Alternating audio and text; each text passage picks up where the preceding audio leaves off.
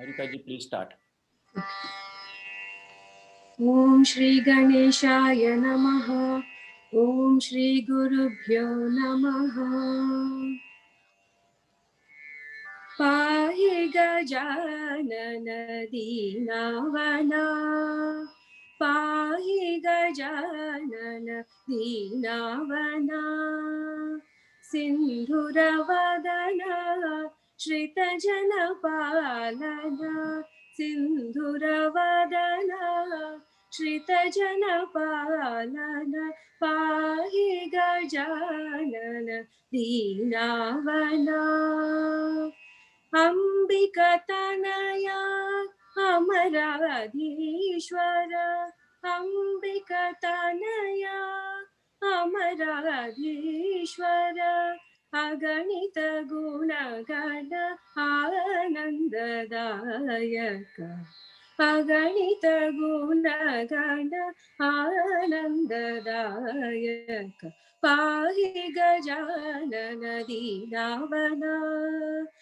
Sindhuravadana Shritajana Pahi Gajanana Dinavana. Ambikatanaya Amaradhishwara. Aganita Gunagana Anandadayaka. Aganita Gunagana Anandadayaka. Pahi Gajanana Dinavana.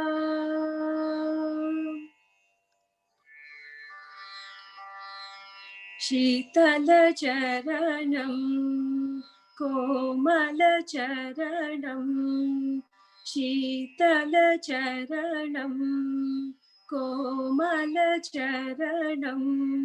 Manjulacharanam Mama Guru Charanam. Manjulacharanam Mama Guru Charanam. Mridulacharanam Anugrahacharanam. Mridulacharanam Anugrahacharanam. Sadguru Charanam Sada Bhajami. Sadguru Charanam Sada Bhajami. Shitalacharanam Komalcharanam. Premadata Pranadata.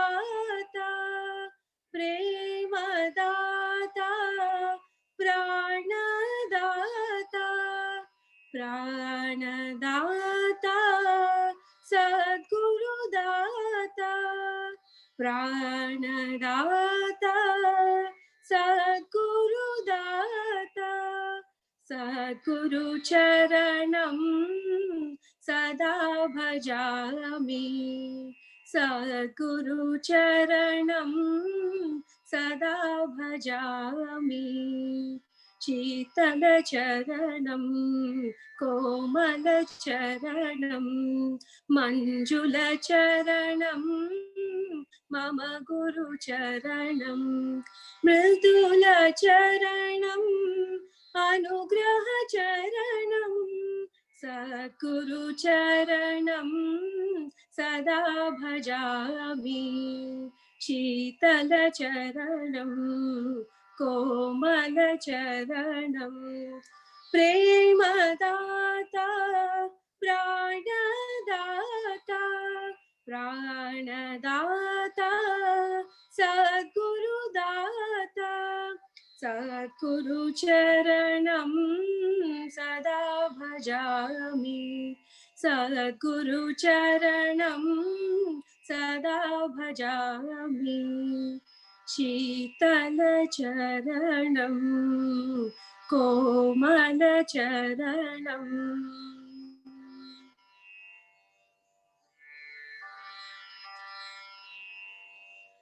Hari bhajan bina sukha shanti nahi. Hari bhajan bina sukha shanti nahi. Hari नाम बिना आनंद नहीं, हरि नाम बिना आनंद नहीं, हरि भजन बिना सुख शांति नहीं, प्रेम भक्ति बिना उद्धार नहीं, प्रेम भक्ति बिना उद्धार नहीं, गुरु सेवा बिना निर्वाण नहीं, गुरु सेवा बिना निर्वाण नहीं, हरि भजन बिना सुख शांति नहीं, जप ध्यान बिना संयोग नहीं, जप ध्यान बिना संयोग नहीं, प्रभु दर्श बिना प्रज्ञान नहीं, प्रभु दर्श बिना प्रज्ञान नहीं, दया धर्म बिना सत्कर्म नहीं, दया धर्म बिना सत्कर्म नहीं, भगवान बिना कोई अपना नहीं, भगवान बिना कोई अपना नहीं, हरि नाम बिना परमात्मा नहीं, हरि नाम बिना परमात्मा नहीं, हरि भजन बिना सुख शांति नहीं,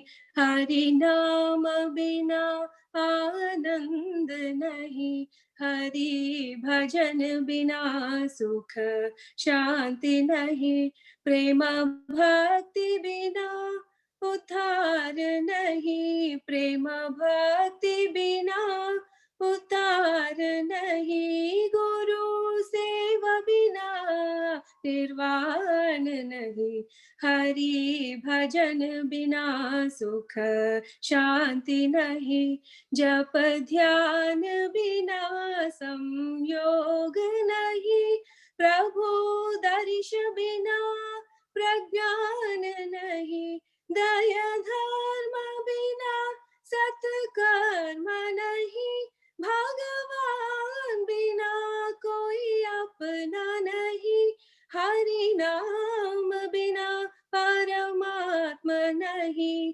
हरि नाम बिना परमात्मा नहीं, हरि भजन बिना सुख शांति नहीं।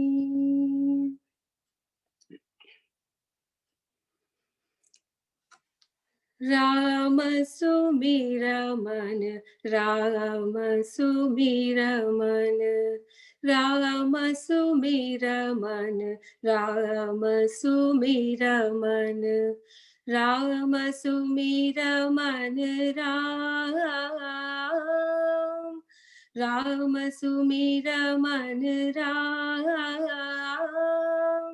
जानकी वल्लभ दशरथ नंदन, जानकी वल्लभ दशरथ नंदन, रामचंद्र श्री राम,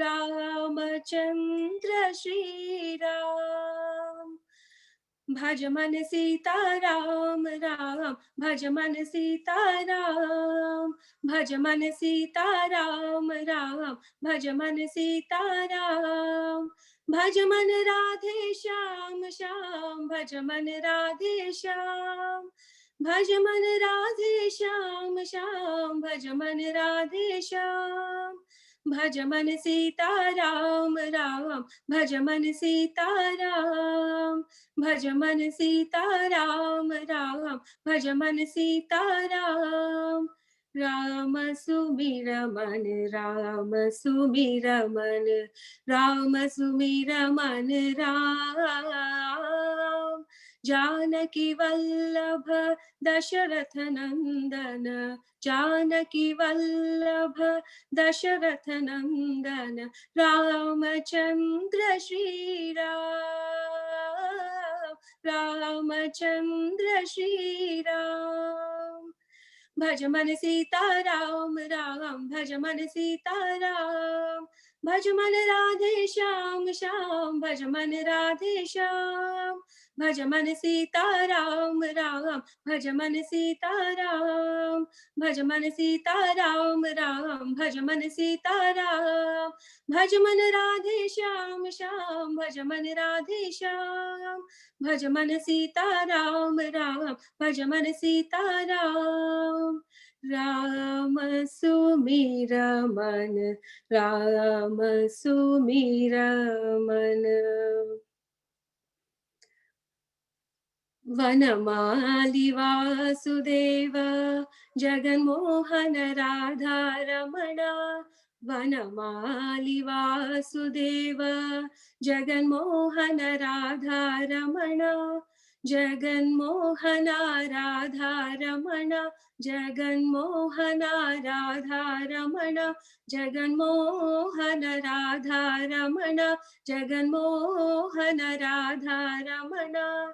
शशिवदना सरसिजनयना जगन्मोहन राधा रमण, शशिवदना सरसिजनयना जगन्मोहन राधा रमण, शशिवदना सरसिजनयना जगन्मोहन राधा रमण, शशिवदना सरसिजनयना जगन्मोहन राधा रमण, शशिवदना सरसिजनयना जगन्मोहन राधा रमण, शशिवदना सरसिजनयना जगन्मोहन राधा रमण।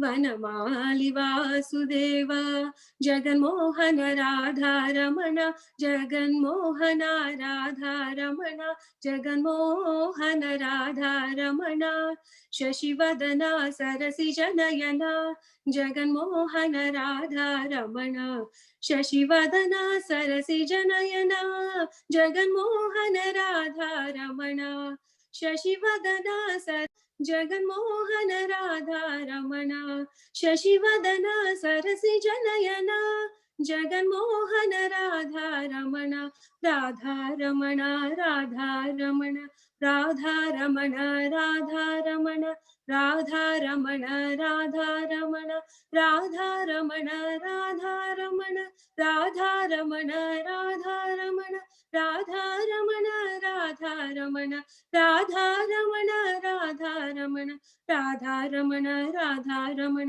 राधा रमण राधा रमण, राधा रमण राधा रमण, राधा रमण राधा रमण, राधा रमण राधा रमण।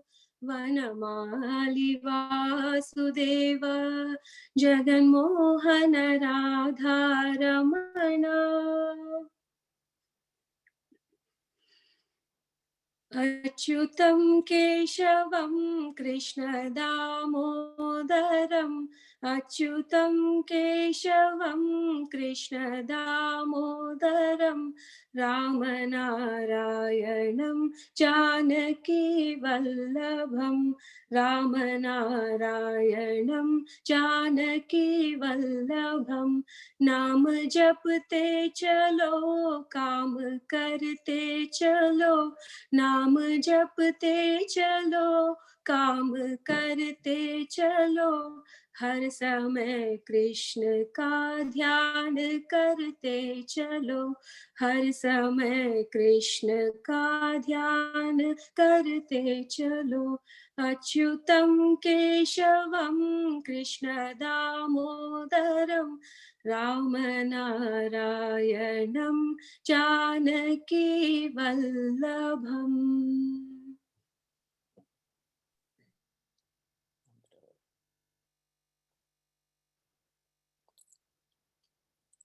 नारायण नारायण नारायण नारायण नारायण नारायण नारायण नारायण नारायण नारायण नारायण नारायण नारायण नारायण नारायण नारायण नारायण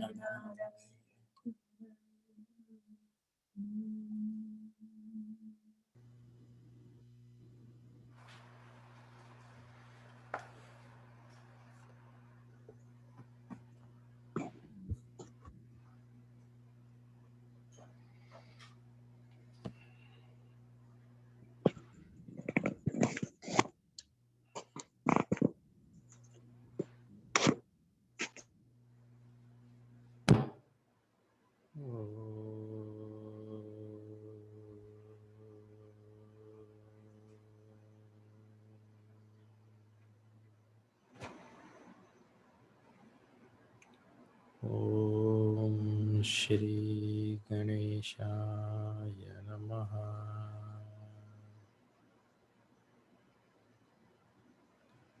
ओम श्री सरस्वत्यै नमः।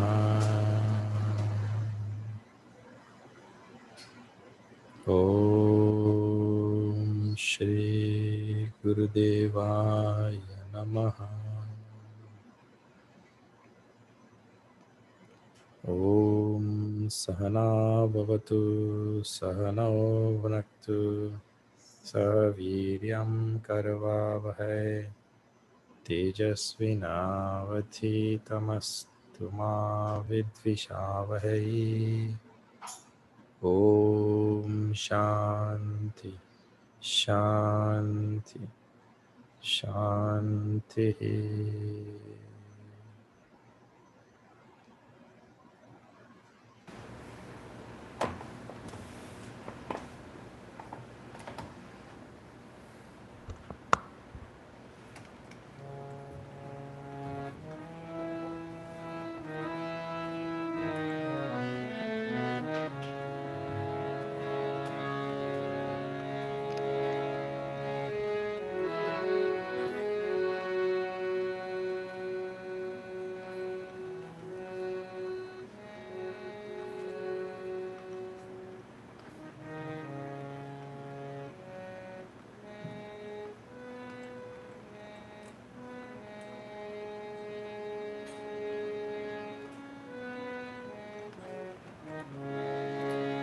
वन्दे गणपति विघ्नविनाशनं हे लम्बोदर गजानना।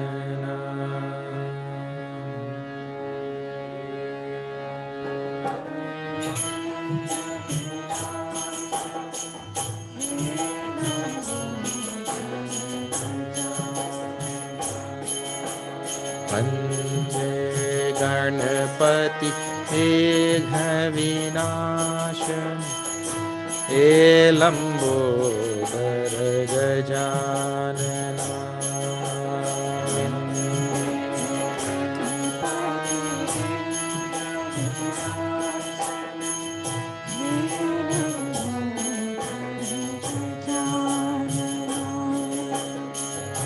रिद्धि सिद्धि के दाता तुम हो, रिद्धि सिद्धि के दाता तुम हो, रिद्धि सिद्धि के दाता तुम हो।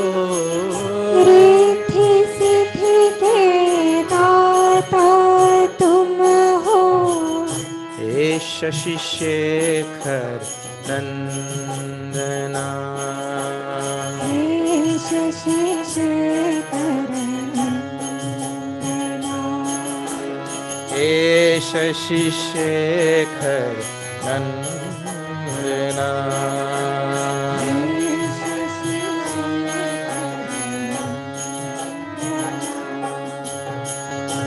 जो ध्यावे वांछित फल पावे, जो ध्यावे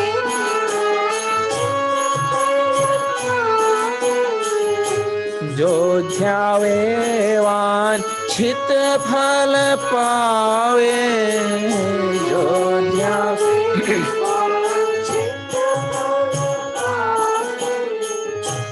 अग्रदेव तुम्हें वंदना, अग्रदेव तुम्हें वंदना, अग्रदेव तुम्हें वंदना।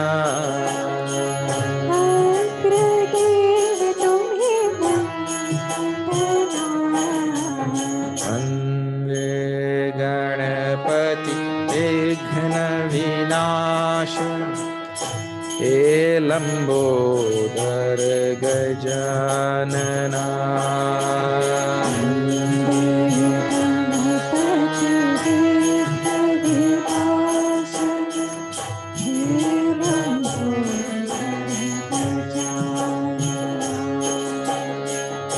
रिद्धि सिद्धि के दाता तुम हो,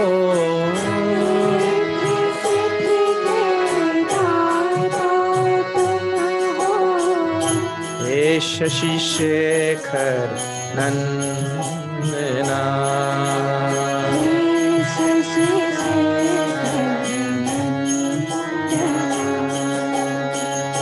काम क्रोध मद लोभ व्याधि हरो,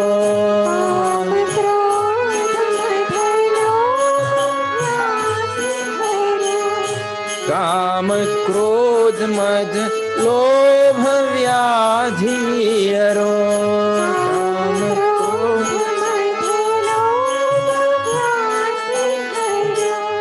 निर्विकार निर्मल मना,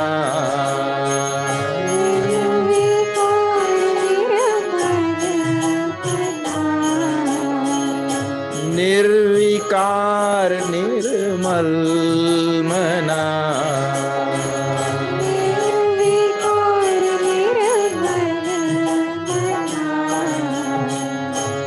दे गणपति विघ्न विनाशम, हे लंबोदर गजानना,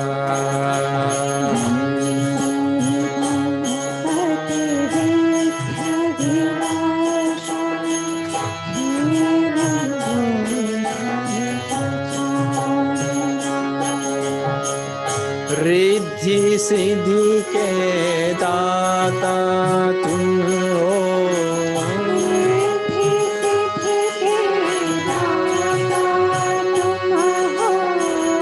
हे शशि शेखर नंदना,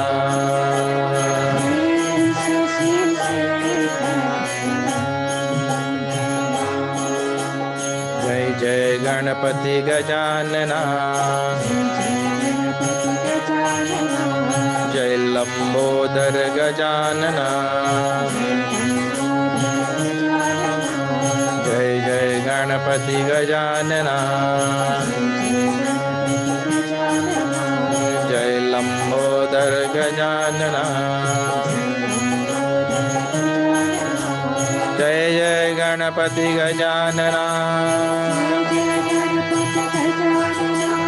जय लंबोदर गजानना,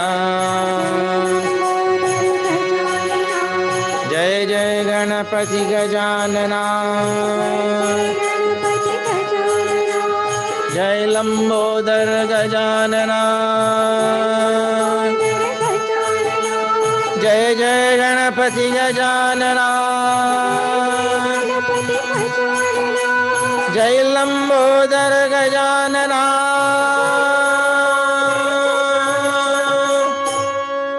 बोले गजानन स्वामी महाराज की जय।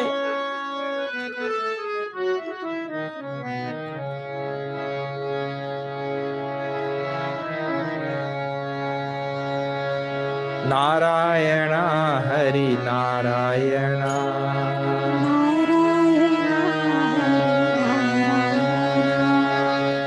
Narayan Hari Narayan,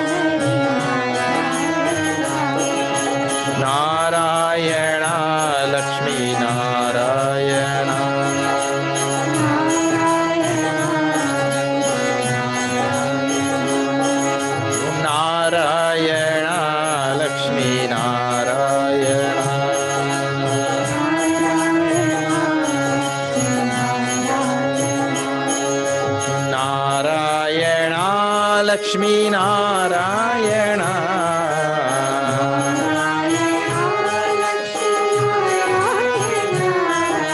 Narayana Lakshmi Narayana.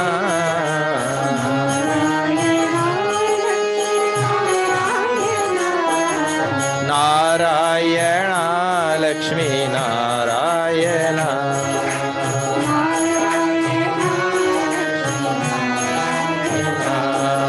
Om Narayana Lakshmi Narayana.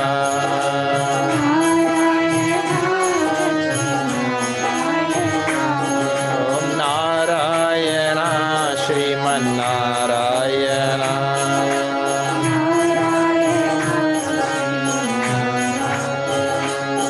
Om Narayana Shriman Narayana.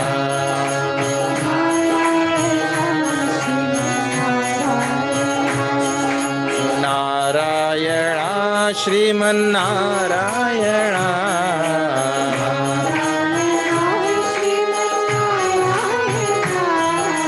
Narayana Shriman Narayana.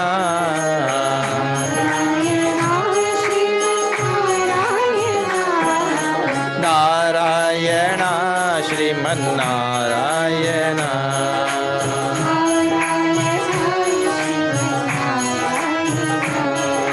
Narayana Shriman Narayana.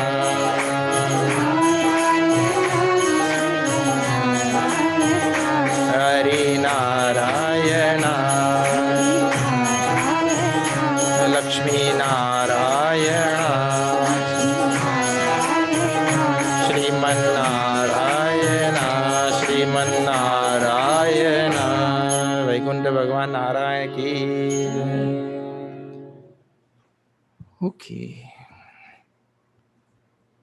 If you're joining us tonight for the first time, we are seeing Narada Bhakti Sutras,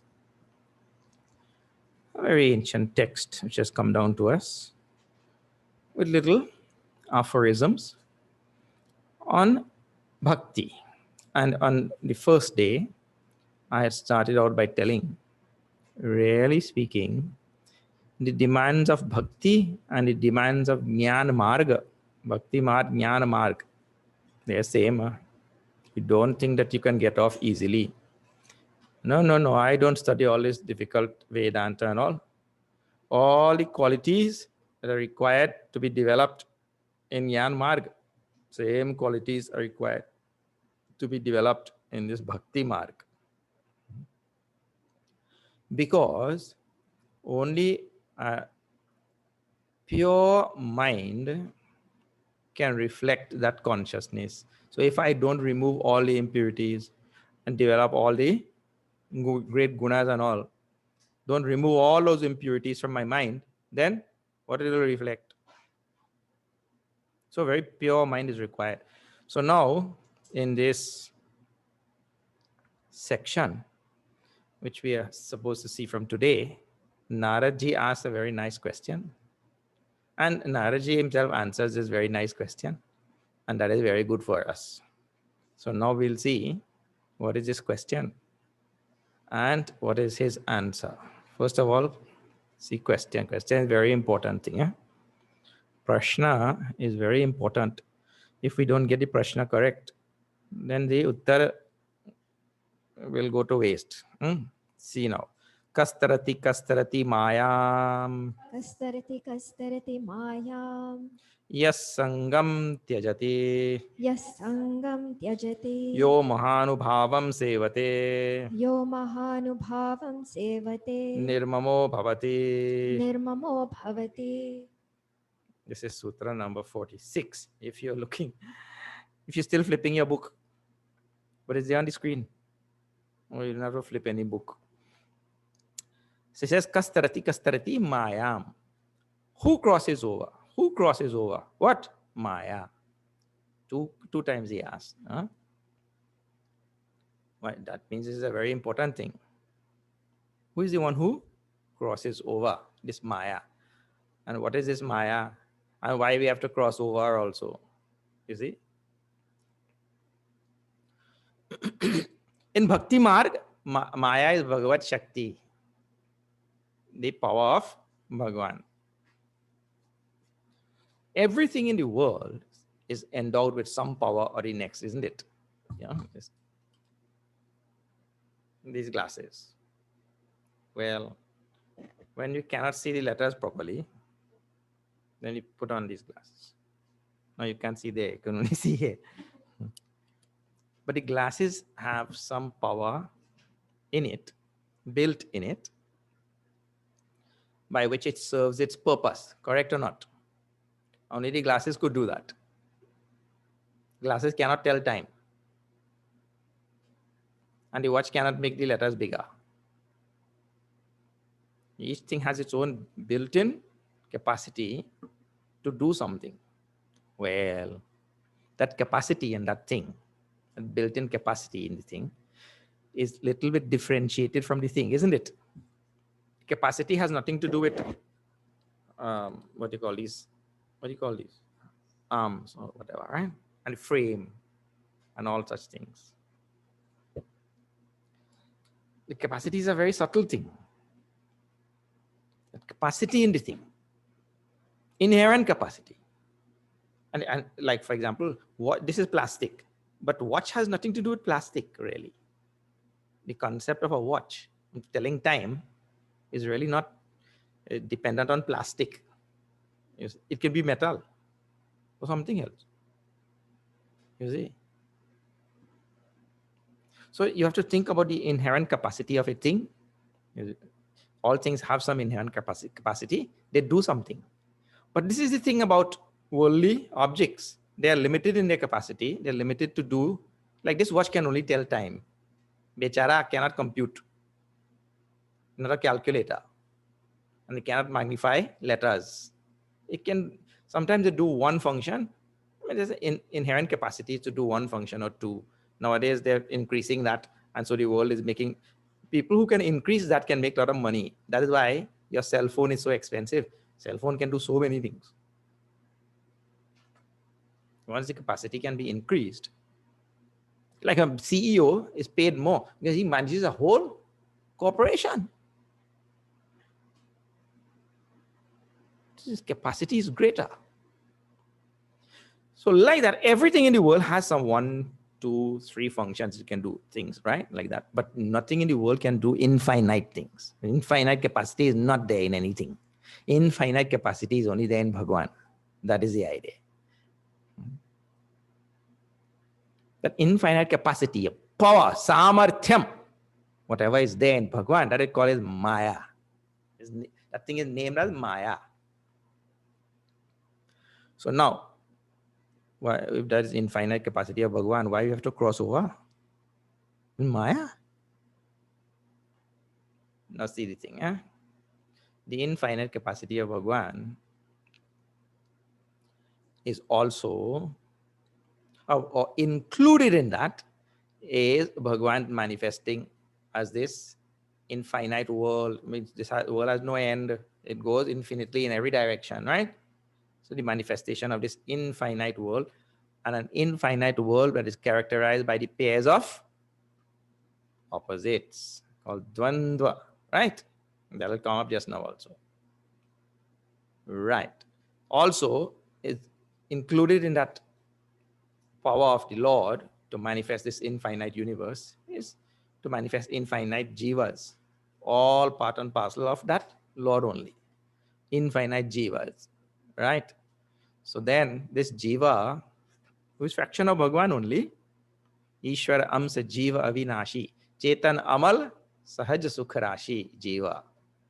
He's an Amsha of Mamaiva Amsho Jiva Loke. Mamaiva Amshaha. In this world of Jiva, I am the Jiva is my Amsha only, Bhagwan said. So now see, this Jiva with fraction of Bhagwan manifested in this universe finds himself in between the pairs of opposites. Chalti chaki dekh kar, so diya kabira roy. Kabir Sahib says, when he saw that chaki, chaki means 2 stone like that, right? and people are putting grains there. And once that grain gets in between those two chakis, those two rubbing stones, तो पाथन के बीच में साबत बचा न कोई, nobody could save him. It means to say that the grain found himself between the two wheels, stone wheels, and he got powdered. Well, Jiva found himself in between these pairs of opposites, and he's being powdered also. Pounded from all sides. Dharam, dharam. And they're crying, laughing sometimes. Ek pal hasana, ek pal vi rona. 1 minute laughing, 1 minute crying, like that. So this jiva finds himself amidst this. Now there are many questions with this and all. No? I'm just trying to get to the point of Maya. The jiva finds himself in between these pairs of opposites. And now what is jiva? See, this jiva, instead of, and that is why these aphorisms are given, sutras are given, instead of the jiva choosing between the pairs of opposites, choosing the correct things, making right choices, and going along a path of mukti, moksha, enlightenment, merging with Bhagwan, instead of doing that, the jiva chooses all the other side of the pairs of opposites. And he goes on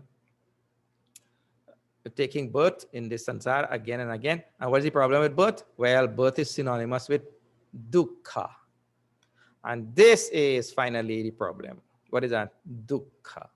The jiva experiences dukkha, sorrow. And he doesn't like sorrow. He likes joy. And he does everything in his capacity to create more sorrow. This is the problem. Even though he wants to create joy, he does everything to create more sorrow. And that whole thing is termed by in one word only. It is said this whole thing is called as bondage. So the jiva has found himself in bondage as a result of the manifestation of Bhagwan's universe, manifestation of the jiva in a universe. And that whole manifestation is inherent power of Bhagwan, capacity. That is called as Maya. So Shakti of Bhagwan results in this universe and jiva and bondage. That is the idea for the jiva. Universe, jiva and bondage, dukkha, and jiva doesn't like. So the jiva wants to cross over all of this bondage or sorrow, right? So therefore the big question is, who will cross over? Who will escape? Who will come out from this bondage or this sorrow? And don't say that my life has no sorrow. Nobody should say my life has no sorrow.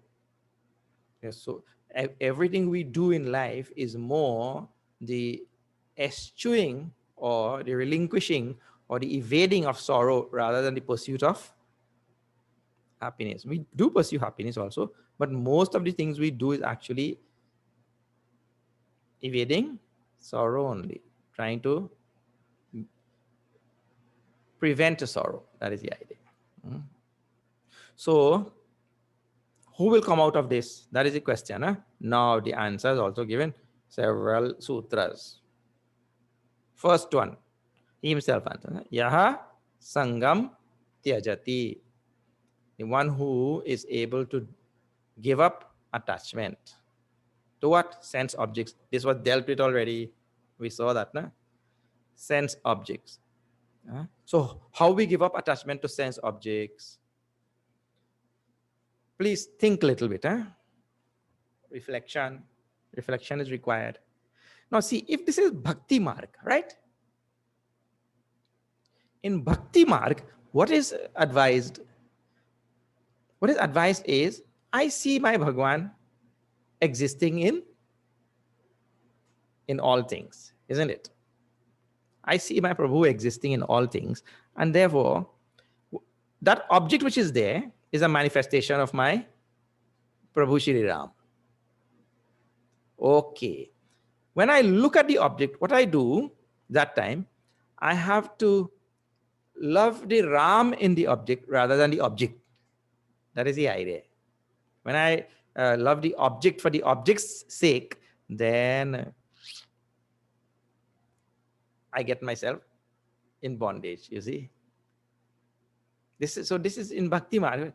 See the divine principle manifesting in that Nama Rupa. That is the idea. In that Nama Rupa, there is only one divine principle existing in it. And I love that divine. Oh, what a great inherent capacity to manifest as that object. So, it means make a little switch in my vision. A little switch in my vision. When I see the object, Nama Rupa, and hitherto, I was loving the object for the object's sake. Oh, this is so beautiful object. Oh, it gives me so much joy. Oh, I'm so proud to have it. There's so many things, isn't it? That whole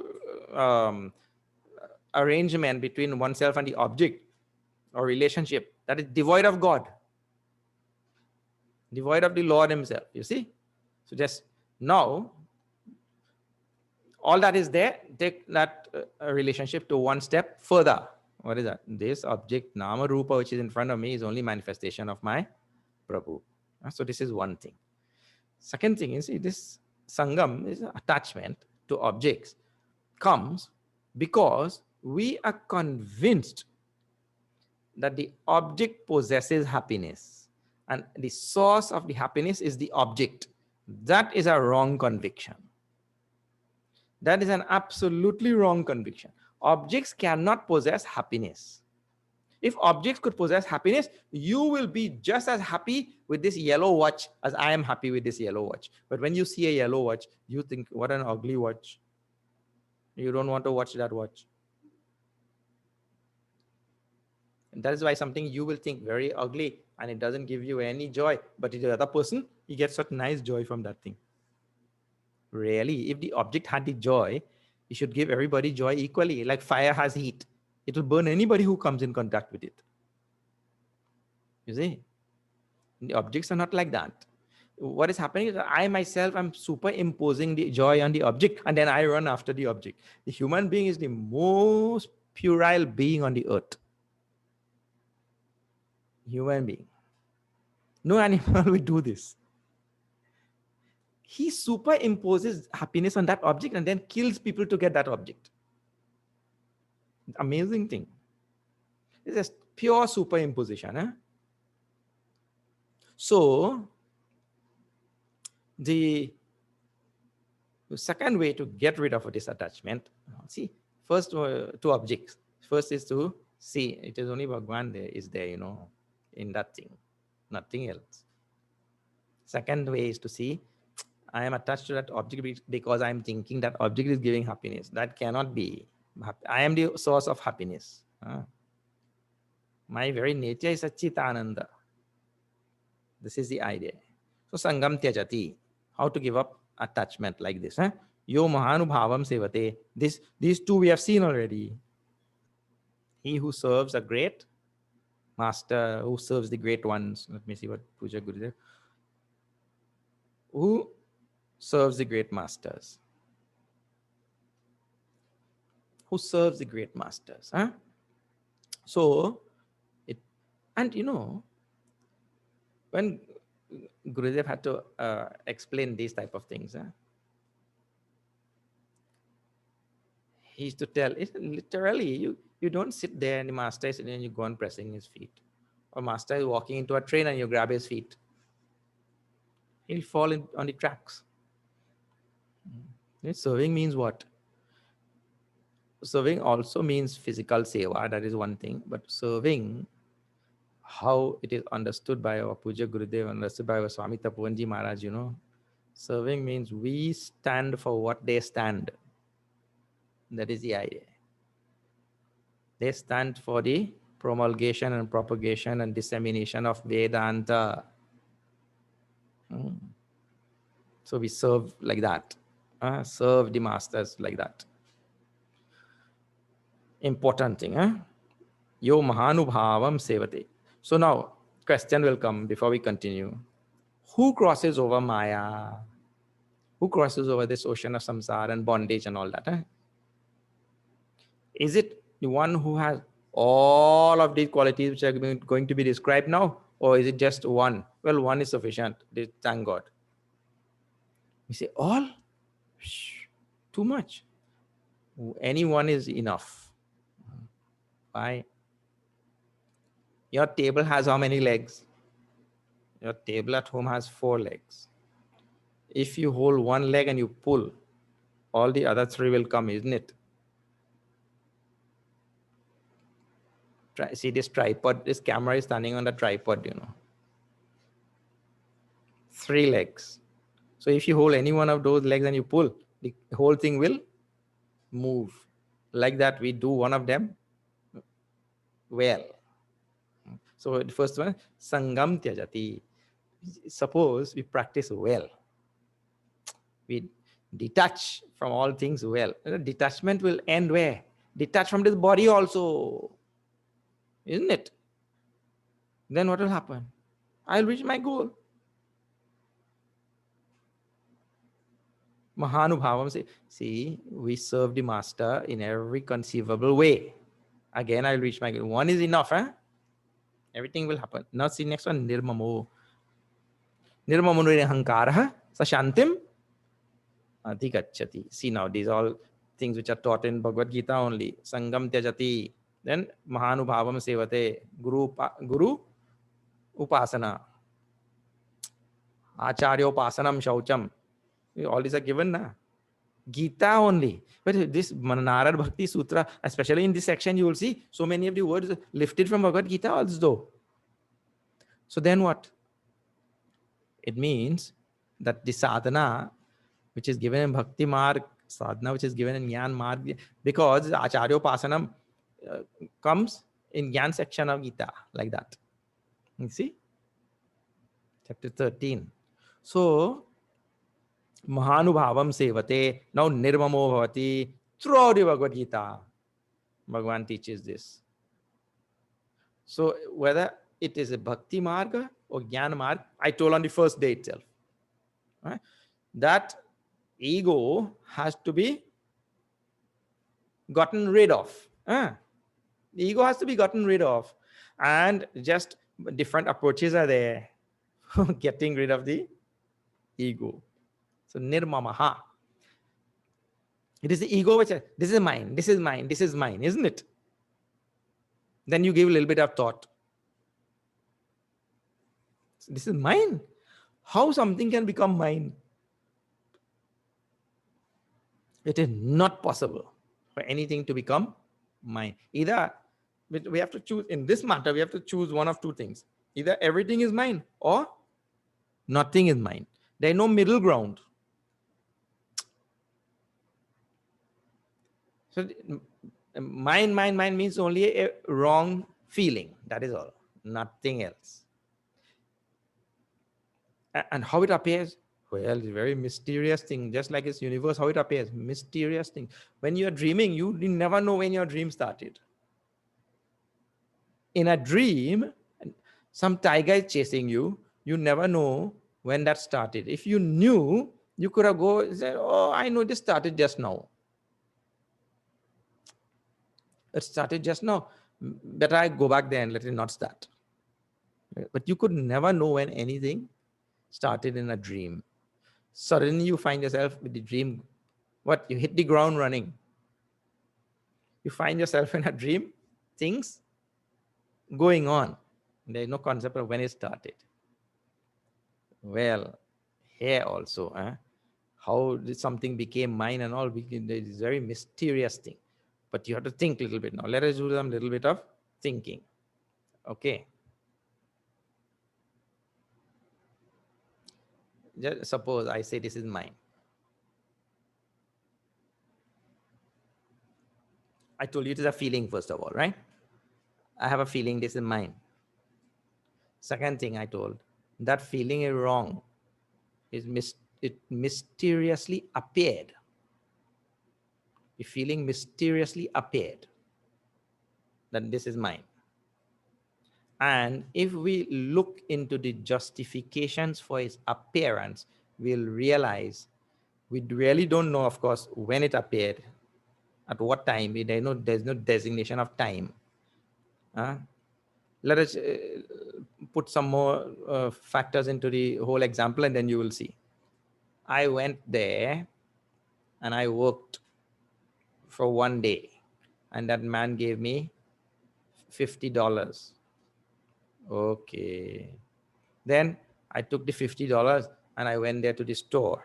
Then I bought this thing. Then I came and I kept it on my table. I said, there is my watch. Okay. Now think. I had seen the watch the day before. That is how I got the idea to work there for $50 and then go there and buy that watch. So the day before when I saw it, was it mine? No. When I worked and got $50, is it mine? No. The feeling has not yet come. They took the $50, walked down there, and I looked at it again in the store. Is it mine? No. I give the $50 to the store owner. Now I paid for it also. I paid for it. Then he still has it there. Even though I paid for it already, I still do not feel it is mine. Then the man picks it up and he gives it to me and I hold it. In our Taittiriya Upanishad, all of these things are described already. You know, like there's prayer more than pramod and all this. All what you call systematic development of thought and all in acquisition of anything. This is what happened. Huh? So now he gives it to me. And he lifts it from there. He's 6 feet away because of COVID time. Now he's 6 feet away from me now. Nobody could actually tell at what exact point that feeling arose in me. It is mine. It travels from his hand and comes to me. So for some person, that feeling may develop after. Some people, it may develop before. Somewhere in between there, it will develop. It is a mysterious thing. That thing, suddenly I feel it is. I find myself feeling it is mine. And if you see now, in all the things, you trace back again. Huh? I gave the example so that we can trace it back. You just go back a little bit. To work there to get the $50, to get that $50, I had to work. And to work, I need energy and knowledge. So energy I did not produce because energy is constant in the universe. I get it from somewhere, right? I did not produce any energy. Knowledge I also did not produce. Somebody taught me. So I used the energy and knowledge and I worked there. So the energy and the knowledge resulted in the $50. And the energy and knowledge not mine. But they resulted in $50. So I got a feeling that that is mine also. The $50. Then I go there like that, you see. Now, the watch also is made from plastic. I told you this watch is made from plastic, which came from the earth. And the watchmaker made it. I did not make. Really, I did not make $50 because the central bank prints money. So the energy, the knowledge, the money, the watch, the plastic, the knowledge of, what you call the mechanisms inside, nothing I made. Nothing I made really. So from nothing which I made was born this whole concept of it is mine. That is mysterious or not?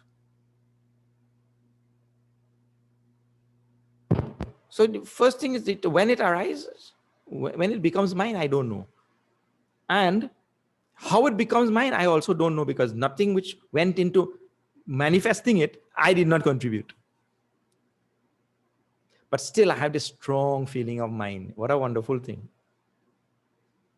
And this feeling of mine with regard to all sorts of things. Huh? So then there are gross things outside, mine. Then there is subtle things, or there are subtle things, or gross things which are closer. This body is mine. Then my ideas. And now with regard to all of them, we have strong attachments. With regard to all the things which we call mine. Strong attachments. For example, my children. But this is my community children. This is my children, and this is my community children. I am very much attached to my children, not my community children. I couldn't care less about my community children. I care about my children. You see? So still there's some my community, because that is their community. But I'm more attached to my children than my community children, you see? Like that. So you see, you grade your attachment and see all is my, and then I am attached to them. And the whole concept actually sits on nothing. It is foundationless. It's so fickle. How it became mine and what is mine. And some easily, simply here in Trinidad, people say, I don't know if they say in other places also, they say, but if it is yours, you should take it when you go. Take it when you go means when you go, like that. Ultimately go. That time you should take. That proves that, they say that to prove that what? It proves it is not yours. So nothing in this world is. Gandhiji used to say a nice thing, anything I have in this world, I should say right now, Bhagwan has left it in my trust. A trustee is one in whom something is best or in whom something is vested. Something is vested for a time. There's a trustee. And while he's there, he is able to do what that thing, do what is to be done with that thing. But the trustee knows the thing is not mine. This is the type of relationship we have to have. So Bhagwan says, Nirmamaha, Naraji. There Bhagwan says in Gita, Bhagwan says, Nirmamo nirahankara sashantim adhigacchati. He wishes the state of supreme peace if he can give up this mamatvam and ahamta. I mean, I. And these two things we are all the time oscillating between. Me and mine. Tulsidaji writes in his Aranyakanda, May arumor torte. That is Maya. May arumor torte Maya. Jahi basakine jiva nikaya. This jiva is caught in this Maya. Actually, when Naraji asks here, well, who crosses over this Maya? Who crosses over this Maya is question. That Tulsidaji says this person only is subject to Maya. Who? The feeling who has mind. He is subject to Maya. So whenever, who will cross over? Give up mine. See, me and mine, you and yours. Look here. May or more. This is our there, Hindi. Me and mine. The moment I say me and mine, see, follow this little bit. The moment I say me and mine, I have automatically delineated you and yours. Just by claiming me and mine, I have created you and yours. Otherwise, there is no sense of saying me and mine if it is not in juxtaposition to you and yours, isn't it? So me and mine immediately, spontaneously, automatically means you and yours also. So we don't need Maya is what? Me and mine. Let me tell you one more thing. In me and mine, if you say that is Maya, we don't need me and mine also. We only need me. Because the moment I say me, that is in opposition to you. And what is immediately I have demarcated me. That means what? This is my form. This is my extent. I end here. As opposed to you. So the moment I say me, individuating as though the reality. I don't know if there's such a word like that, but you know what I mean. The moment I say me, and in that me, there is included my, why? Because my size, my extent, my whatever it is. So I stop here. So this is my extent. You see? So in me, I include my. So what is my Mayano? Me. So any of the words actually we say, may or more, me and mine. They or tor, you and you. Any word I say, I have actually given what expression to Maya.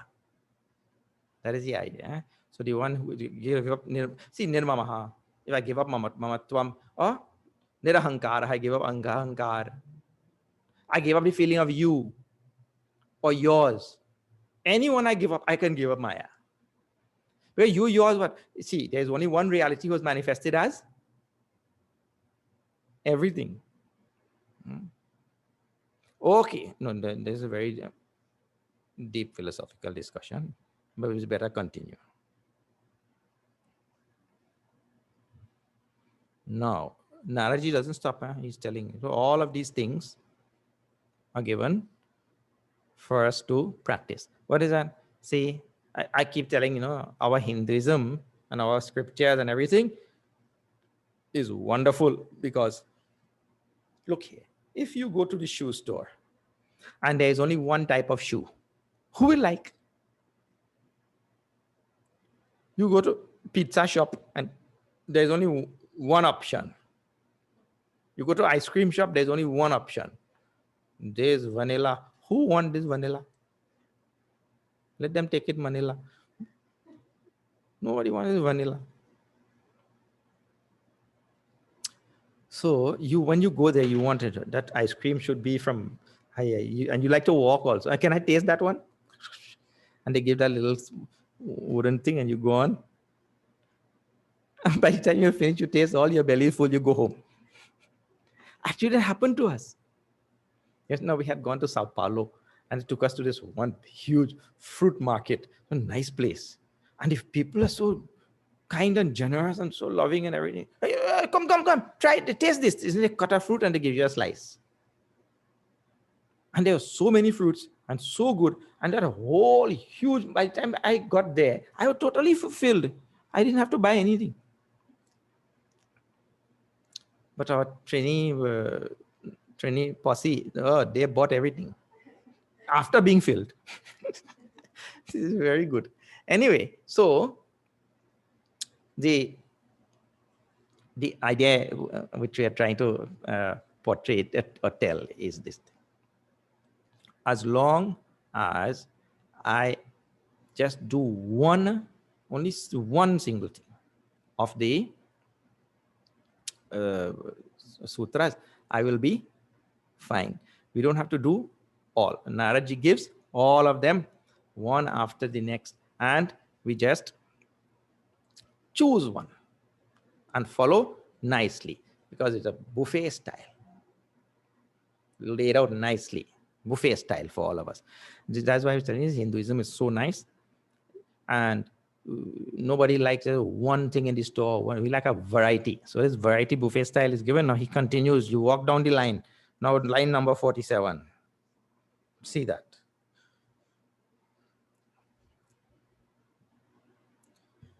Yo vivikta sthanam sevate. यो विविक्तस्थानं सेवते Yo loka bandhamun mulayati. यो लोकबन्धमुन्मूलयति Yo nistraigunyo bhavati. यो निस्त्रैगुण्यो भवति Yo yogakshemam tyajati. यो योगक्षेमं त्यजति. Who crosses over and see this yaha? Yo means yaha. He who, like that.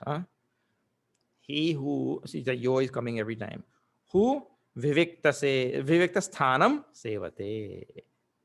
Who crosses over this Maya? This vivikta sthanam is a very, very nice word.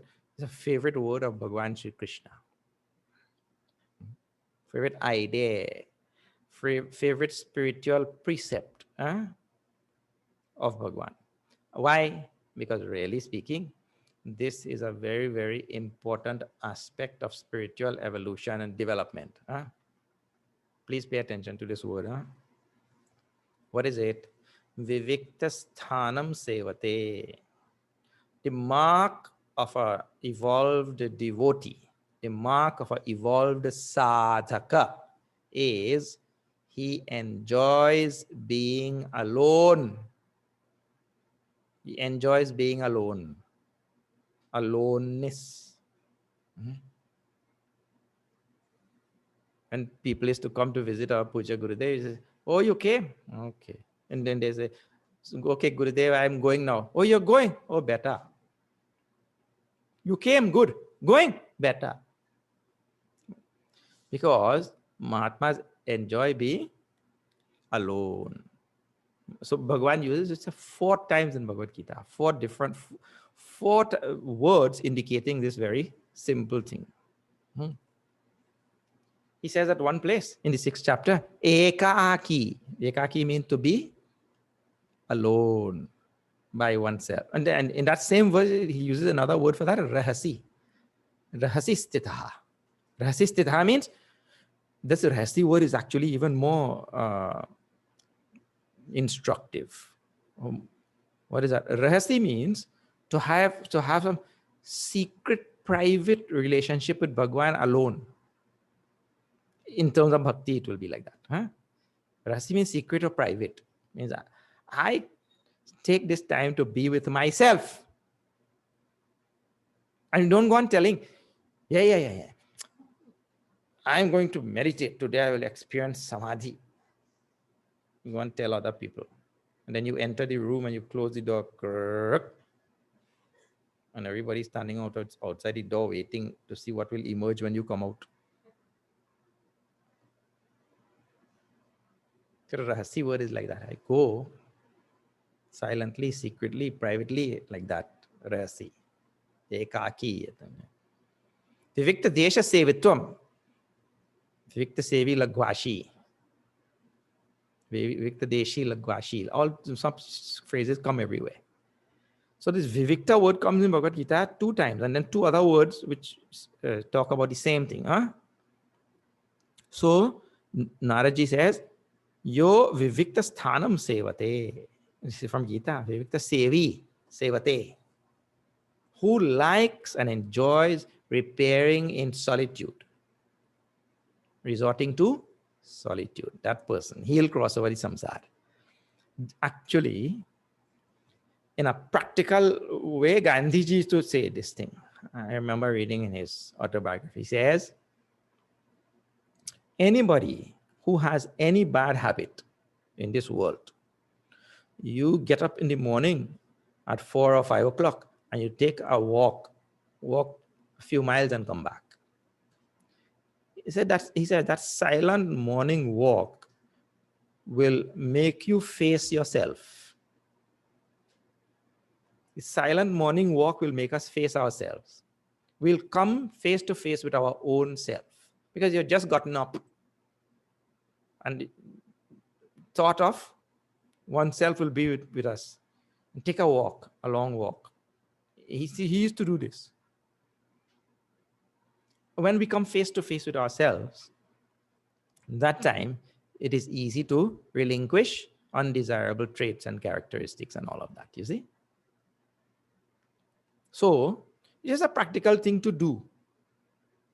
But the idea is being by oneself really solves a lot of problems. Being by oneself also brings into focus a lot of things. And I told it is a mark of a great. That's why I see. Aratir Vivikta Sevi Lagvashi, Vivikta Desha Sevitvam, Aratir Jana Samsadi. This is a line from Bhagavad Gita. So, people don't go and sit in the middle of crowds and meditate, you know. They try to evade crowds. They find themselves in some silent place. Vivikta sthanam sevate. Yo lokabandham unmulayati. What all nice phrases. I love the phrases of this sutra. who is able to uproot all his bondages. Bondage of samsara, to root it out. In Trinidad, we say root it out. I don't know if that's a proper English phrase. Root it out. Uproot it. What? Our bondage. Now, what is the bondage? The bondage is, now see, bondage word, you study a little bit also. Huh? Think about it also a little bit. Bondage means, the Upanishads and all have is very esoteric. Advayananda rupasya sadvayatvam cha dukkhita bandha. But the reality finding itself in duality and sorrow, that is called bondage. The reality finding itself in duality and sorrow, that is called a bondage. So this is at the higher end. Bondage really means I find myself as the recipient of sorrow, and it is as though I am helpless in experiencing that sorrow over and over and over. This is the feeling at a very ordinary individual level. I find myself as the recipient of sorrow in form of also fear, limitations, incapacity, so many different types of sorrows.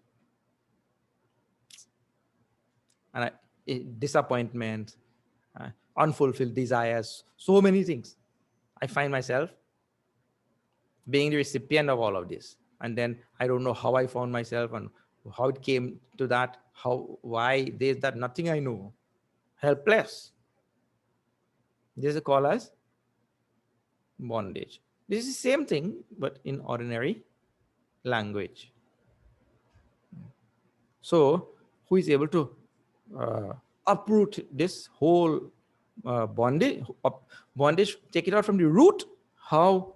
Well, this sutra, this little phrase, really means the one who will find himself in a very structured spiritual program and who holds on steadfastly to that program and takes it to its logical conclusion. He is the one who will be able to uproot this thing called as bondage. Spirituality is not something, I enter one day, then I take a break for 2 days, and one more day I come, then I take a break for a month, like that. No, you'll not be able to uproot this. Actually, to uproot bondage requires total self-dedication, self-application, and unceasing. Lokabandham unmulayati. Now, if you want to just take it from a very, very ordinary, lighter level, we say that I am so attached to so many things in the world, who can just relinquish all my attachments. That is the idea. Nistray gunyo bhavati. Nistray gunyo bhavati is next. This thing has a misprint. Nistray gunyo bhavati. Who becomes free from the three gunas, who transcends the three gunas. He will be, and see, in our chapter 14 and all, at the end, Bhagavan talks about becoming guna tita. In Bhagavad Gita, guna tita means one who has gone beyond three gunas. So, nistray gunyo bhavati.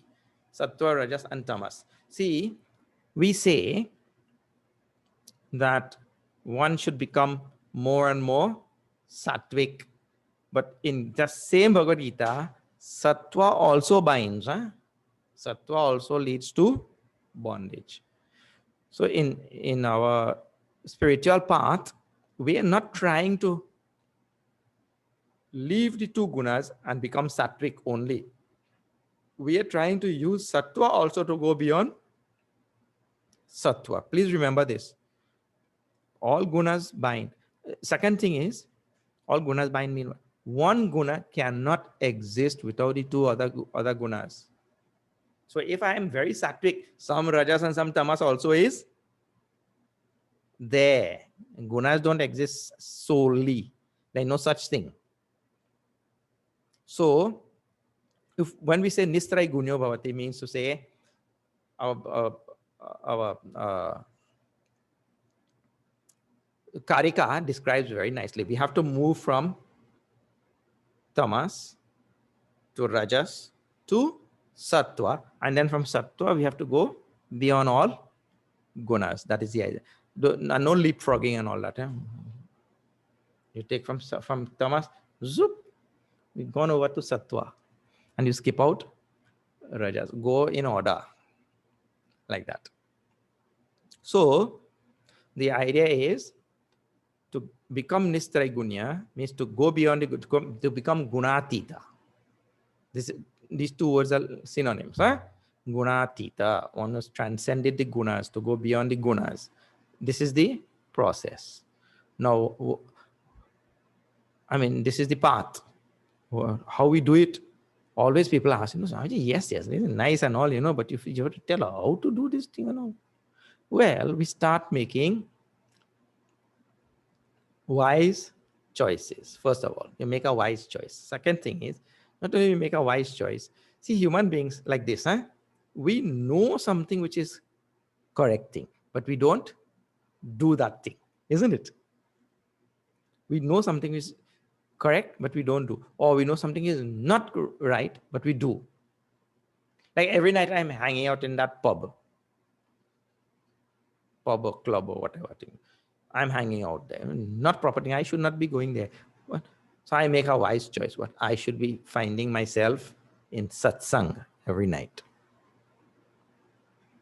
So I know that this is not the right thing. This is the right thing. But that fellow doesn't have willpower to do. I can't stop going there. And I can't start going there. So this is why sometimes we say, we have to have a mind. Swami Vivekanandaji used to say, mind of steel and nerves of steel and mind of iron, like that. That kind of thing. That kind of phrase.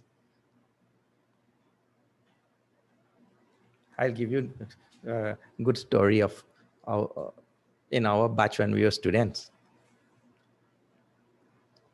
One fellow had come to give some discourse or some talk. He was in front of the classroom. So then when he was finished, all brahmacharis are sitting there and he's standing here and there's a microphone in front of him. Then he said, anybody from there want to come and say something here? Well, nobody blinked. Nobody wanted to go and say anything. Then one duble patle brahmachari, he got up and he came in front of the microphone and he stood there. Then that man said, no, okay, now say what you have to say. He said, I don't have to say anything. Then why you came here? He said, because all my life I have been scared of standing in front of a microphone. Now I came here to stand here. I want to see what will happen. What will happen? Nothing will happen. Means we are saying nothing will happen, but he just stood there. And he was nervous and shaking also, but he stood there. Shakingly stood there. So anyway, the idea is somewhere along the line, I have to say, I am going to do this thing. I'll stop going there and I'll go here. Let me see what will happen.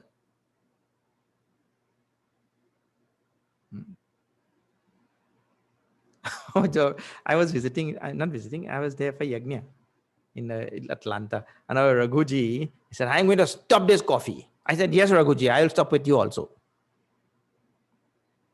Chai and coffee, both. Ek stroke mein. Dono khatam kar diya. It has to be done. So that requires some sort of willpower from inside. and be prepared for any consequences. I asked Raghuji soon after. He said, yes, I had some headache, this, that was there. And after that, finish. Withdrawal syndrome. But it was only for a little while. Then, gone. And he graciously allowed me to continue drinking. So, at some point, we have to have this type of willpower. I have met many people who have done it.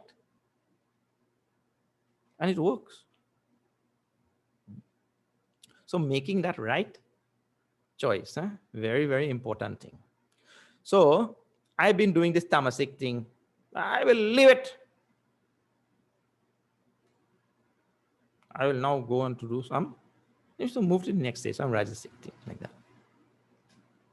So in this way, making right choices. Or I'm lying there lazy, alasya nidrabhi.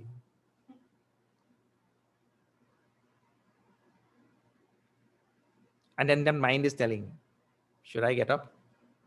Should I not get up? Everybody knows what I'm talking about. I'm pulling cords everywhere, Should I get up? Should I not get up?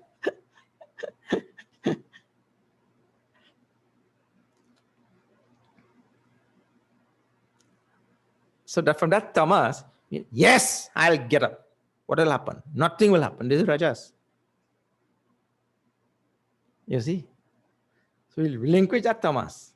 And we do it long enough, it will scamper away. And then from this rajas, then to go to sattva. Oh, I got up. I got myself going. Now let me listen carefully. Let me pay attention. Let me reflect. Let me think. When we start doing that, mind will become calmer, more sharp, more alert, this, that. Then I will, engender, foster more sattva. Sattva is required. A relative degree of sattva. Because we have Rajarshi and Brahma Rishi and different type of Rishi, you see. Rajarshi like our Janakji Maharaj. Rajarshi like our Puja Gurudev. Rajarshi, our Vishwamitra Ji is Rajarshi. You see? So we have different types of rishis are there who have a certain amount of sattva must be there. Even though predominantly rajas, that's okay. But a certain amount of sattva must be there. If we are not the sattvic type, some amount of sattva. And then with all of that, to study now Atma Jnana and go beyond gunas. To become gunatita. In our batch, there was one brahmachari. Anything you see, look at this kerchief. That is a very sattvic color. Anything you show him, oh, this is a tamasic color. This fellow, he moves in a very sattvic way. Oh, that fellow, he walks in a very tamasic way. And in the tree, in the cloud, the sattvic cloud also. So he used to describe everything in the universe only in terms of these three gunas. And when we graduated and he got that yellow clothes and his name was Gunatita. Gunatita Chaitanya. Some people like this gunas and all. But the idea in Vedanta is to transcend the gunas. Nistray gunyo bhavati. Then yogakshemam tyajati.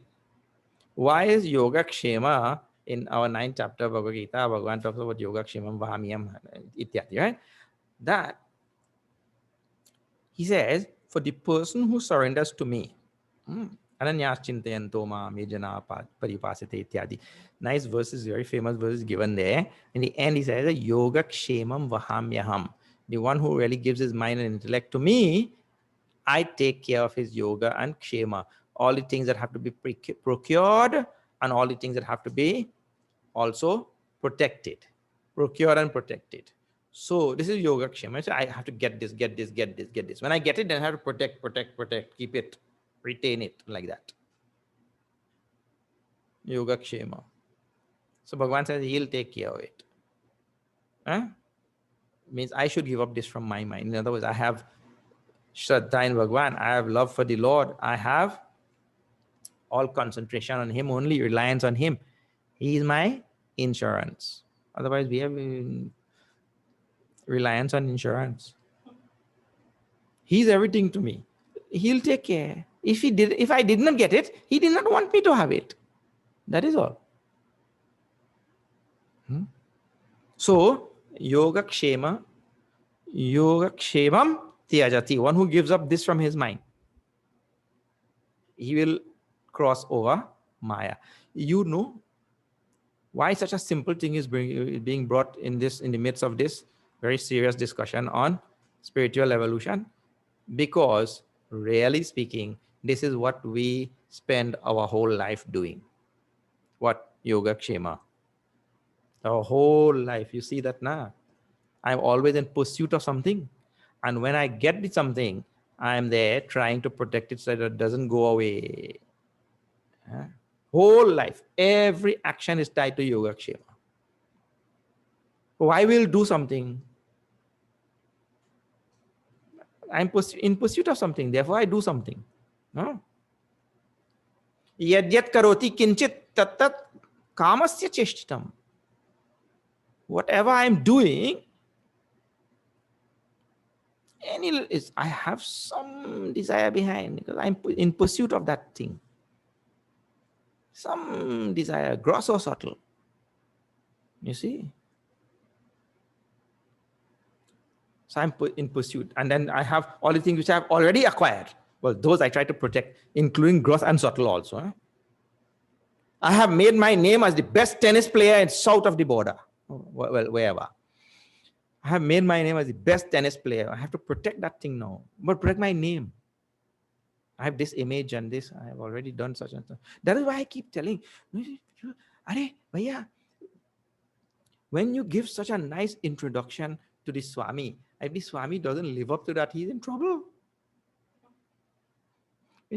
The Swami doesn't want to protect anything, but people want to protect their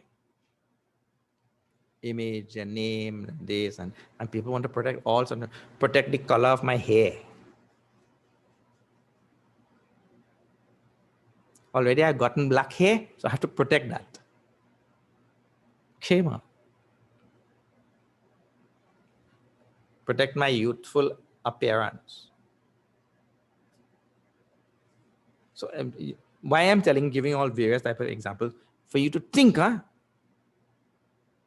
go and see, our whole life is only standing on these two words, yoga, kshema.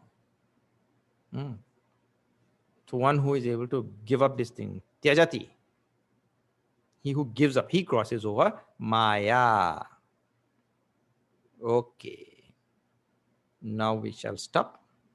And we have a few more sutras. We'll see tomorrow. Okay, so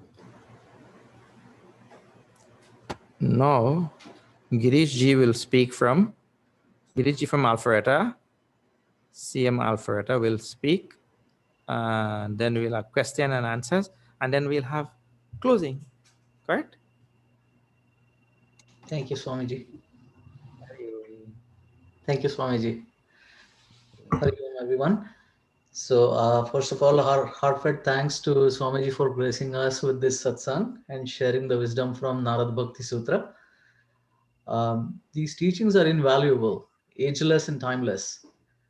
So, as is the tradition, let us show our gratitude and respect by offering Guru Dakshina. These offerings are used for sustaining and furthering this knowledge, and more importantly, Puja Gurudev's vision. The link for Guru Dakshina form is in the registration email already, and it has also been posted in the Zoom chat.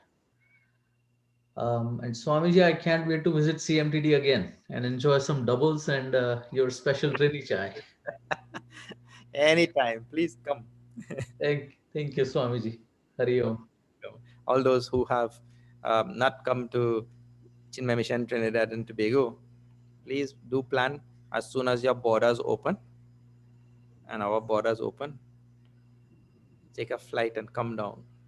And right now, see, we have so many wonderful things. All the little pleasures of life. You just get it once, so you can get attached also.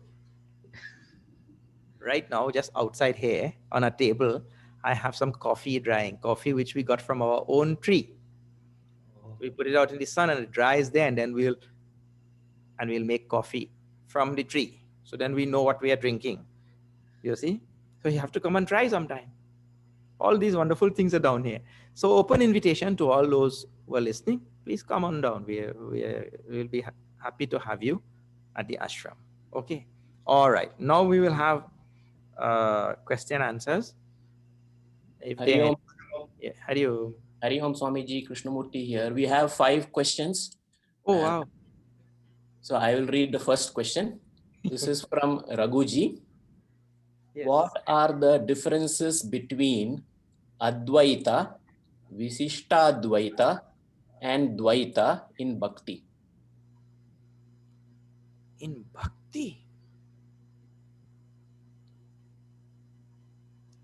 it is like this. Please see this.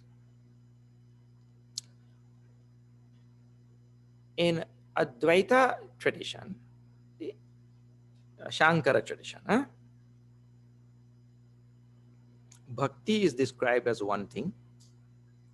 In Dvaita tradition, Bhakti is described as something else. And in the Vishishta Advaita tradition, Bhakti is described as something else. This is the only way we can look at it. So in the Advaita tradition, what is Bhakti? See, from the first day I told, on first day I mentioned which tradition we belong to. We belong to the Advaita tradition of Bhagavan Shankaracharya, correct? And then so whatever we have been describing, we are going to only describe from that standpoint. Swaswarupa anu santhanam, staying in one's own nature, because I love myself the most. Really speaking, I love myself the most because myself is the dearest of all. So Bhakti is this in Advaita tradition. Then in Dvaita tradition, what a Bhakti will be what? In Dvaita tradition, there is a clear line or demarcation between the Bhakta and the Bhagavan, and twain shall never mix. The two shall never mix. One may be in the company of Bhagavan. One may be in the proximity of Bhagavan. One may get darshan of Bhagavan. But the devotee is always separate from Bhagavan. So this is too extreme, right? Dvaita, the devotee is always separate from Bhagavan. So he is always, Bhagavan is an object of worship and he enjoys worshipping that Bhagavan. And there are many people who like also, because the joy of worshipping Bhagavan, the joy of loving Bhagavan is such a great joy. People don't want to give up that to merge with Bhagavan or anything. Arthana dharma na kama ruchi, gati na chaur nirvan. Bharat says in Ramayana, I don't want this nirvana and all, merging with Bhagavan and all. Let it be. Janama janama rati rama pada. Yaha bardhan naan. I want this boon. Let me have birth after birth, but I have love for the feet of Bhagavan Ram. This is Dvaita. And this is also very sweet. Because the Bhakta loves Bhagavan so much, he doesn't want to have any mukti or any such means merging with Bhagavan. I will come birth after birth, and in every birth, let me worship Bhagavan, because that brings so much joy to my heart. This is called Bhakti, Dvaita Bhakti. Advaita Bhakti, in our tradition, what is there? That really, when I take it to its zenith, I realize, I am one with Bhagavan. They're not two. And I now find out why I was loving myself more than everything, because really everything is love for the purpose of the self. And this is called merging with Bhagavan. Bhakti is mukti, I told, in the Advaita tradition. Now, what is a Vishishta Advaita? See, if you study mukti, the mukti word is described. We say that there is Salokya Mukti, then Samipya Mukti, then Sarupya Mukti, and then there is finally Sayujya Mukti. I don't know if I mentioned here, but you all have heard these words already.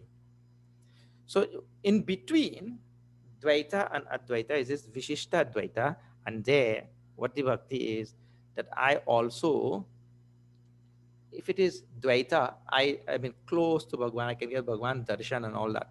But if it is Vishishta Advaita, I get the Rupa of Bhagwan. I also look like Bhagwan. But still, see, two Rupa, two watches of the same type. Still there are two, but the two look exactly alike. So there's a kind of mix between Dvaita and Advaita. Sarupya. So now, how bhakti will be in that? In order for the bhakta to still love Bhagwan, he'll still have to see himself as different, and he'll know also that the power which I am getting to love that Bhagwan, or the love which is there in my heart, is Bhagwan's love only. Like that. It's a mix. It's kind of in between, like, okay. Like this, you have to look at it. Now, next one. Okay. The next question, Swamiji, is from Lakshmi Baburamji. What is the proof that there is devotion in the heart of a devotee, and how can we divinize the relationship? What is the proof that there is devotion in the heart of a devotee? See, each devotee only can know his own heart. A person can by themselves only know their own heart, and it is very difficult for us to know even the closest person to us what is in their heart. That is a very difficult thing. But to develop more and more bhakti in our heart, what is it? To divinize? To divinize what? How do we divinize the relationship? Divinize the relationship. It means I was talking about objects in the world or not? I don't know. See, the first part of the question, I don't know if it's related to the second part. Read it again. How do we? What is the proof that there is devotion in the heart of a devotee, and how can we divinize the relationship? Divinize the relationship. So that question is unclear to me. I don't know what exactly they're asking. If the devotee has love for God, that itself is a divine relationship, isn't it? So how to make it more divine then? Well, more practice of what we are telling, because he gave the sadhanas, na? Constant bhajana, satsang, all the different things. So the sadhanas which were given yesterday or the day before, those sadhanas we have to go on practice. Actually, go on practicing. Really speaking, all of those sadhanas boil down into one very important thing. What is that? We find ourselves in satsang. So the relationship between oneself and God will become more and more intense, more and more strong. The bond will become more and more strong, more and more divine, if that is the word you want. Now, I had spoken about divinizing things. Like, for example, if I'm going to work every day, and I'm interacting with so many people and this and that, what I'm supposed to do, learn or start seeing God in everything, God in everybody. So that is how I brought in the word divinizing. Learning to see the presence of my Ram in all things. See a Ram mai sab jagat jani. And that is the one time I used the word divinizing. I hope this answers the question. I myself did not get the question clearly. You have to, if I didn't answer it, you please try to restructure the question and ask again tomorrow. Okay. Now, next question. Hari Om Swami, this is from Seema ji. Bhagavan talks about 4 types of devotees: Artaha, Artharti, Jignasu, and Jnani. How can one raise themselves from an Artharti to a Jignasu? So artha means one, he finds himself in some affliction, some difficulty, some problem, and therefore he becomes a devotee of Bhagwan. He worships, right? Artharthi means one who runs after worldly things, but he sees that through Bhagwan, or if I worship Bhagwan, I will get the worldly thing, artha, some possession, wealth or something, right? And jignasu means he wants knowledge. He is desirous of knowledge. And so he also sees, why all four are called bhaktas? Please see that, eh? One who finds himself in having afflictions, he worships Bhagwan. One who wants wealth, he worships Bhagwan. One who wants knowledge, he worships Bhagwan. And Jnani, he worships for no reason. But the four are called as devotees. And the reason is the person has afflictions, but he has this much understanding that my afflictions can be gotten rid of only by Bhagwan. The person wants wealth, the next one, arthati, and he understands by only through Bhagwan I can get this. So all of them have some shraddha. They have some faith. So now the question is from artharti to jignasu, means the person has a desire for wealth, artharti, and he knows I can get it through Bhagwan. Next one is the person has jignasu, he has desire for knowledge, and he knows I can get that knowledge only by the Lord, through the Lord. So to move from artharti to jignasu, what one has to do, one just has to go on find again and again. See, we have in our sadhana list now, one of the sadhana is called as what? Swadhyaya. Have you heard? Swadhyaya, tapa, arjavam. In Gita also it comes, in Taittiriya Upanishad, everywhere it comes. Swadhyaya. So I go on studying about the nature of the reality. Swadhyaya actually means studying oneself, but through some scripture, through some teaching like that. Study by oneself also is swadhyaya. So the more swadhyaya I'm able to do, the more and more I will become stronger and stronger jignasu. Desires of higher and higher knowledge, subtler and subtler knowledge. Okay. Swadhyaya. Okay, next.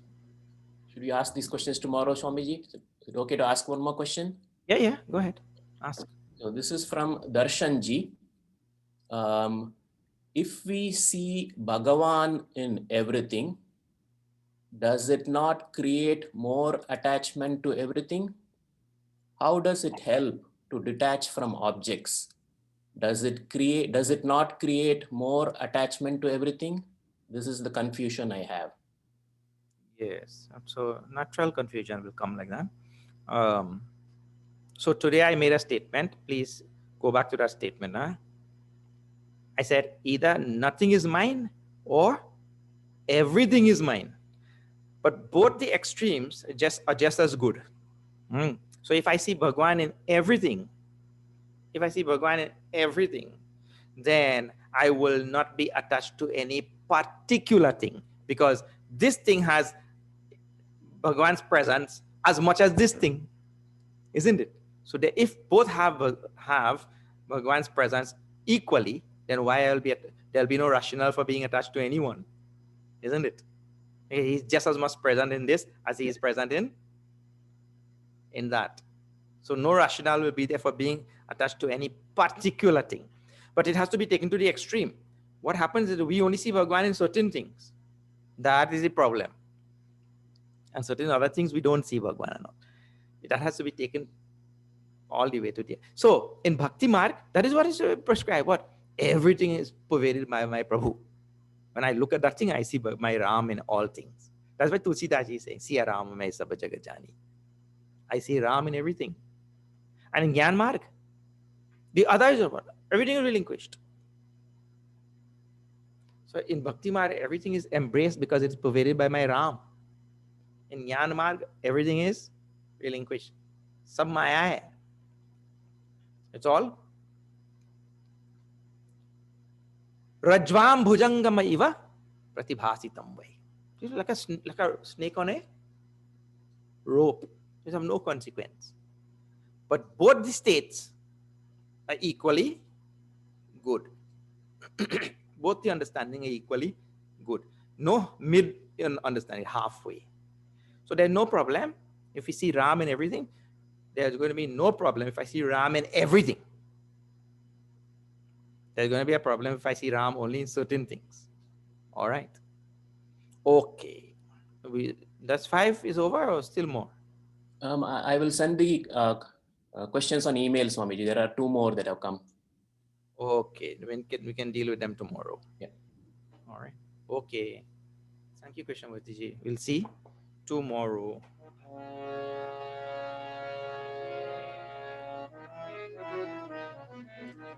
Shri Ram Jai Ram Jai Jai Rama. Shri Ram Jai Ram Jai Jai Rama. Shri Ram Jai Ram Jai Jai Rama. Shri Ram Jai Ram Jai Jai Rama. Shri Ram Jai Ram Jai Jai Rama. Shri Ram Jai Ram Jai Jai Rama. Shri Ram Jai Ram Jai Jai Rama. Shri Ram Jai Ram Jai Jai Rama. Shri Ram Jai Ram Jai Jai Rama. Shri Ram Jai Ram Jai Jai Rama.